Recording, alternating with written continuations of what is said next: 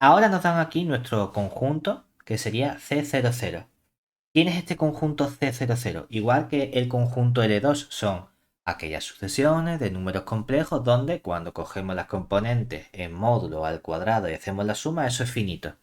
El C00 son las sucesiones que a partir de un cierto término son siempre cero. Es decir, recordemos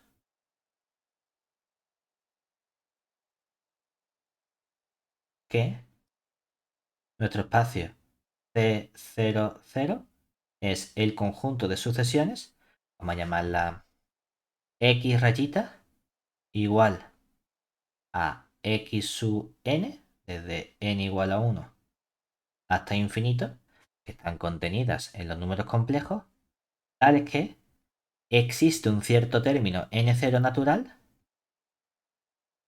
tal que para todo n mayor o igual que el n0, ¿qué ocurre con X sub n? Vale siempre 0, ¿de acuerdo? Entonces, tiene la sucesión 1, 2, 3, 4, 0, 0, 0, 0, 0. La 1, 0, menos 1, 14, infinito. Arco tangente de 8, 0, 0, 0, 4 y otra vez 0, 0, 0 y a partir de ahí siempre 0. No hay problema. Es decir, puedes tener ceros antes, puedes tener ceros después, pero a partir de un momento ya todos son ceros. Obviamente, como a partir de un momento todos son ceros, es trivial ver que esto está contenido en, por ejemplo, en nuestro espacio L2. Realmente en cualquier L. ¿Por qué? Porque lo de L2 es que la suma infinita es convergente, ¿verdad? Pero claro, en esta suma infinita hay como mucho una cantidad finita, sí, puede haber muchos elementos, pero hay una cantidad finita que no son cero, ¿verdad? Y luego ya el resto sí son cero. Si tú haces una suma finita, pues la suma finita será todo lo grande que tú quieras, pero es finita, seguro. No te puede dar un problema en el infinito, ¿verdad? ¿Vale? Entonces, vamos a coger este conjunto A. Aquí me dan un conjunto que es sucesiones de C00, de modo que cumplen esta propiedad. Es decir, tenemos nuestro conjunto A contenido en C00, tal que ese conjunto A son nuestras sucesiones X rayita igual a estas sucesiones X sub n, desde n igual a 1 hasta infinito, perteneciente, ahora ya podemos poner al C00, porque es el subconjunto que cogemos, tal es que hay una condición adicional y es que el sumatorio desde n igual a 1 hasta infinito del x sub n partido por n sea igual a 0. ¿Vale? Que en realidad es una serie infinita, lo ponemos entre comillas, porque los elementos x sub n hay un cierto término a partir del cual ya son todos ceros, ¿verdad? Es decir, que en realidad esta suma solo llegaría hasta este n sub 0, porque del n sub 0 en adelante ya todos los componentes son 0, ¿no? O sea que ahí tienes una suma finita, ¿vale? Queremos obtener únicamente el complemento ortogonal. Aquí no queremos ver si es un subespacio, si es cerrado, nada. Simplemente calcular el complemento ortogonal. Entonces, para el complemento ortogonal lo hacemos a pelo directamente. Tú imagínate que dices, es que yo intuitivamente... A mí no se me ocurre cuál puede ser aquí el complemento ortogonal que tiene que verificar que el... No tengo ni idea. Como a lo mejor no tenemos ni idea, pues decimos, mira, vamos a coger un elemento de la, un elemento ortogonal, a ver qué pasa. ¿De acuerdo? Entonces, para calcular o para obtener nuestro complemento a ortogonal, sabemos que si x pertenece a A y el y pertenece a la ortogonal, entonces ¿cuánto vale el producto escalar del x con el y? Cero, ¿verdad? Pero es que ese producto escalar del x con el y es la suma desde n igual a 1 hasta infinito de los x sub n por los y sub n conjugado y todo eso tiene que ser cero, ¿verdad? Muy parecido a lo que hacíamos en otro ejercicio. Esto es el x1, etcétera. Realmente, tú sabes entonces, dices que esto no me da más información. Vale, yo sé que en realidad la suma no es infinita, la suma es finita. Ya, pero no tengo más información. Bueno, pues vamos a buscar unos elementos X o N que sean fáciles del conjunto A. Ahora no me valen los del otro ejercicio. En el otro ejercicio cogíamos estos especies de base canónica E sub N, donde eran 1 y todo el resto 0, ¿verdad? Eso no vale porque entonces 1 entre N, a lo mejor es el para el N igual a 1. Será 1, o será un medio, o será un tercio, pero eso no suma 0, ¿verdad? Entonces tengo que buscar algo que tenga otros términos distintos. Entonces uno dice, bueno, vamos a tratar de elegir unos elementos adecuados. Entonces, vamos a considerar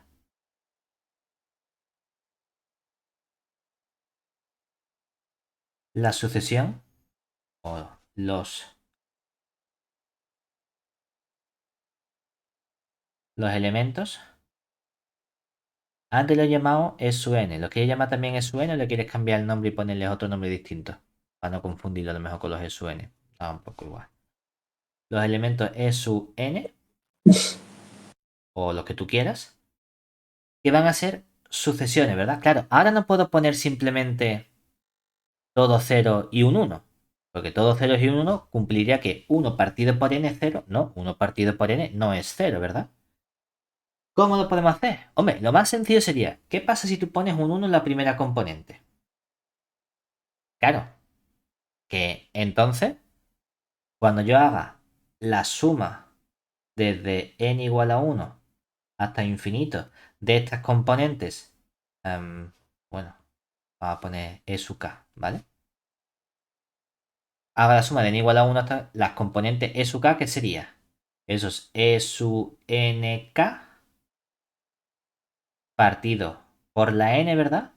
Que de momento sería 1, ¿verdad? Porque la primera componente vale 1 partido de la n, que la n vale también 1, ¿verdad?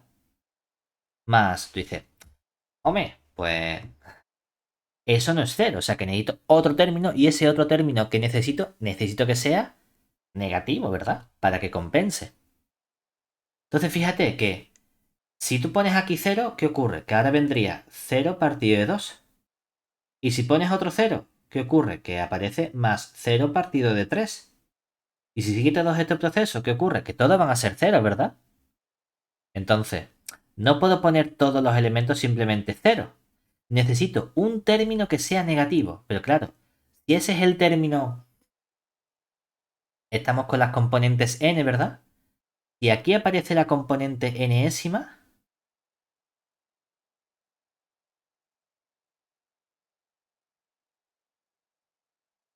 ¿Qué ocurre? La anterior es la n-1, que sería 0. Y entonces para la componente enésima, ¿qué va a ocurrir? Que voy a dividir entre n, ¿verdad? Necesito compensar este 1 partido de 1. ¿Qué valor le puedo dar? Tiene que ser algo negativo seguro, ¿verdad? Y si le doy algo negativo, ¿qué valor negativo le puedo dar para que al dividir entre n se me simplifique con ese 1 partido de 1? Podría ponerle menos n, porque si le pongo menos n, ¿qué ocurre? Anda, que entonces aquí aparece un más menos n, ¿verdad? Y si hacemos ya que el resto sean 0, pues ya todos van a ser más 0 partido n más 1, más... Ya todos van a ser 0, ¿verdad? ¿Y qué ocurre ahora? Primero, pregunta, ¿este elemento E sub k necesito que esté en el E00, en el C00, ¿verdad? Hombre, si a partir de este componente ya todos son 0, obviamente este está en C00, sea el K cualquiera, ¿verdad? Y además, ¿qué ocurre?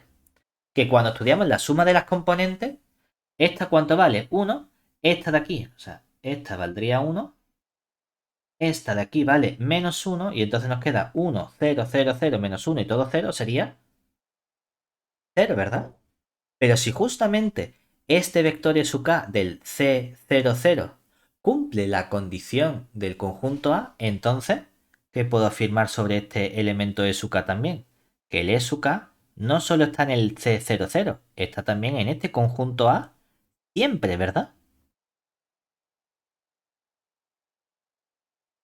Pero como tengo unos elementos apropiados del conjunto A, el producto escalar de estos elementos apropiados con el conjunto o con el elemento Y de la ortogonal, ¿cuánto va a salirme siempre?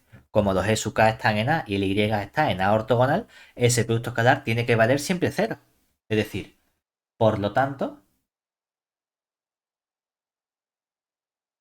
cuando aplicamos el producto escalar de este elemento E sub k rayita con el Y rayita, eso va a darme siempre cero, sea cual sea el k, ¿verdad? Sí. Para cada k natural tenemos que este producto escalar vale cero. Pero, ¿cuánto vale ese producto escalar? Ah, pues mira, sería la suma desde n igual a 1 hasta el infinito del e sub k n multiplicado por el i sub n conjugado y todo eso igual a cero, ¿verdad? Sí, solo sí. Dice, a ver, es que en verdad los e sub k solo tienen dos que son distintas de cero. La primera componente, que siempre vale 1. O sea que voy a tener una primera componente que va a ser 1 por el i sub 1 conjugado, ¿verdad? Más, luego que aparece la componente enésima, que ¿cuánto vale? La componente enésima vale menos n.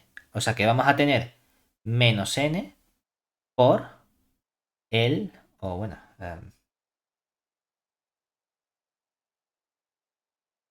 sería la componente késima, perdón, aquí.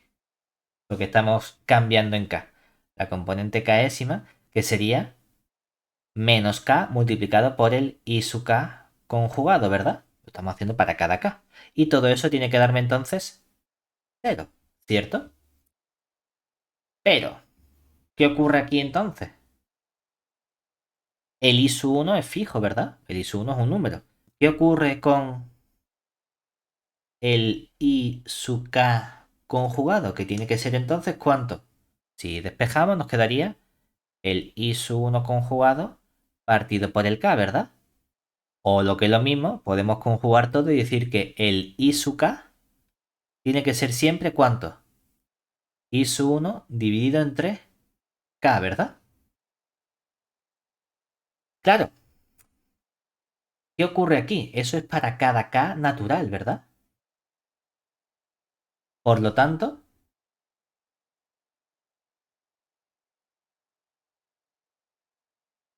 ese i perteneciente al a ortogonal se expresa como el i rayita igual a la primera componente vale i sub 1, ¿verdad? Y entonces, si la primera componente es i sub 1, ¿cuánto vale la segunda componente i sub 2? Ah, pues la componente i sub 2 es i sub 1 partido de k, que sería 2, ¿no? O sea que sería i sub 1 partido de 2. ¿Y cuánto vale entonces la componente i sub 3? Ah, pues la componente i sub 3 tiene que ser i sub 1 partido de 3, ¿verdad? ¿Y la componente i sub 4? Ah, pues tiene que ser el i sub 1 partido de 4, ¿cierto? Y tú dices, vale, y todos estos elementos son estos de aquí. Pero este elemento Y está en A ortogonal. A ortogonal tiene que ser un subconjunto del espacio grande en el que estamos trabajando. ¿Cuál es ese espacio grande en el que estamos trabajando? Ese espacio grande tiene que ser el C00, ¿verdad?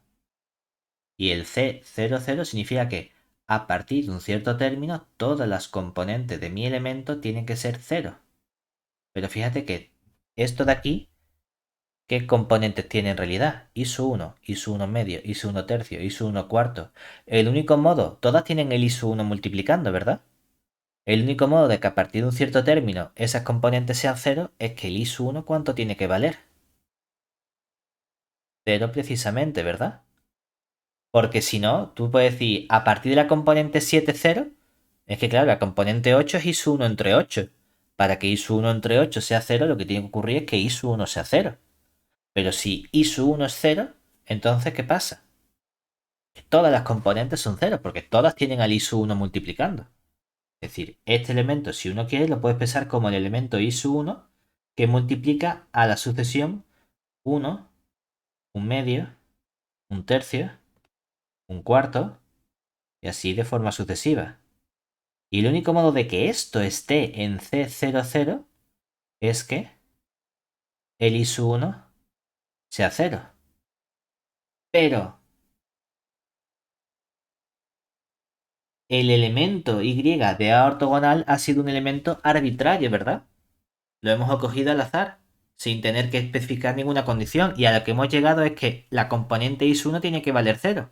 Y sé que el elemento Y tiene componente is1, componente is1 entre 2, componente is1 entre 3. Si el único modo es que la componente is1 valga 0, es que entonces todo el vector es el vector 0, ¿verdad? Es decir, por lo tanto, el A ortogonal está formado únicamente por qué vector, por el vector 0 como sucesión.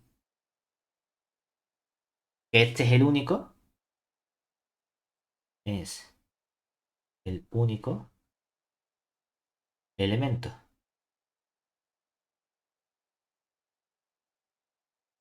que hay en nuestro ortogonal, ¿vale? Obviamente ese elemento siempre sabes que está, porque el complemento ortogonal mínimo tiene el 0, porque obviamente cuando multiplicas 0 por cualquier cosa siempre te va a dar 0, ¿de acuerdo? ¿Hasta ahí bien? Fíjate en una cosa curiosa que ocurre entonces, y es que es algo extra, ¿no? Nota, hemos obtenido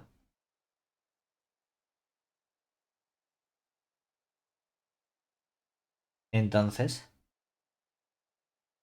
que nuestro A ortogonal es el conjunto formado por el vector 0, por lo que si cojo el espacio C00, puedo expresarlo como suma del conjunto A, suma directa con el A ortogonal.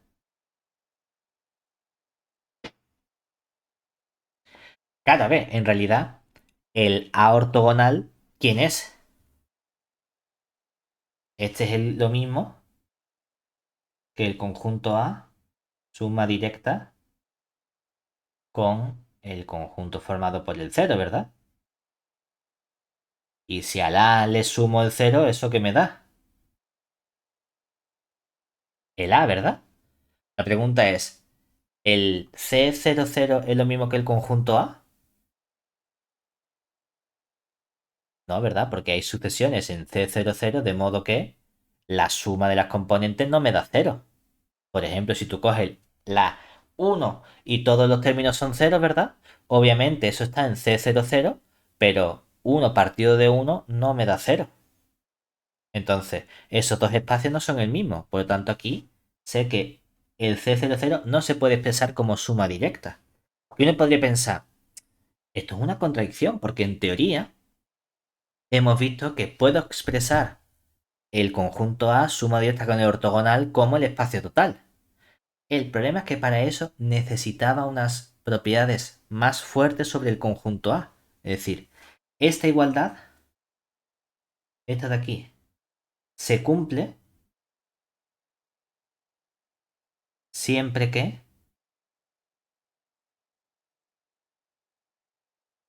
A sea un subespacio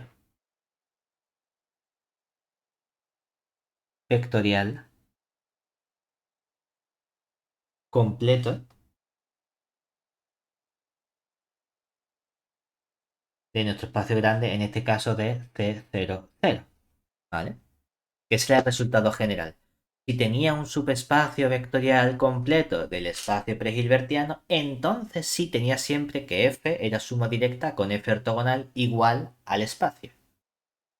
Aquí tenemos que esos dos conjuntos no son iguales, por lo tanto, A no puede ser un subespacio vectorial completo. A lo mejor falla en que sea un subespacio vectorial, o a lo mejor falla en que sea completo. ¿De acuerdo? Pero en alguna de esas dos propiedades va a fallar nuestro conjunto A. Si te fijas, no nos han pedido prueba que el espacio es un subespacio vectorial cerrado ni nada. Simplemente me han dicho calcula el complemento ortogonal. ¿Vale? Y con eso ya tenés este ejercicio completo, que sería el complemento ortogonal. En este caso es únicamente el conjunto formado por el cero. ¿Vale?